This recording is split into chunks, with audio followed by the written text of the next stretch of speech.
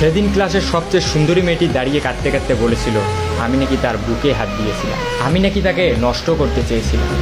সেদিন সবাই আমার দিকে ঘৃণা নিয়ে তাকিয়েছিল। ক্লাসের প্রায় ৮০ জন ছাত্রছাত্রী সবাই আমাকে খারাপ ভেবেছিল। সবাই মেয়েটির কান্না ভেজা কণ্ঠ বিশ্বাস করেছিল। আমার সবচেয়ে কাছের বন্ধুটাও আমার থেকে দূরে চলে গিয়েছিল।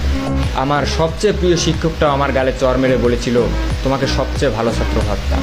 তবে তুমি আজকে যে কাজটি করেছো তার জন্য তোমার উপর থেকে আমার সমস্ত ভালোবাসা শেষ হয়ে গিয়ে। যে নিজেকে একজন ভালো মানুষ হিসেবে প্রতিষ্ঠিত করতে পারে না, সে যত ভালোই ছাত্র হোক না কেন, কোনো লাভ নেই। একজন লোকের সবচেয়ে বড় পরিচয় হচ্ছে সে একজন মানুষ। তুমি এখনো মানুষ হতে পারোনি, যদি পারো মানুষ হয়ে যাবে। সেদিন আমি ক্লাসের কারো দিকেই চোখ তুলে তাকাতে পারিনি। কোনো অপরাধ না করেও নিজেকে অনেক বড় অপরাধী মনে হয়েছিল। আমার দুঃখটা সেদিন কারোর সাথেই শেয়ার করতে পারিনি।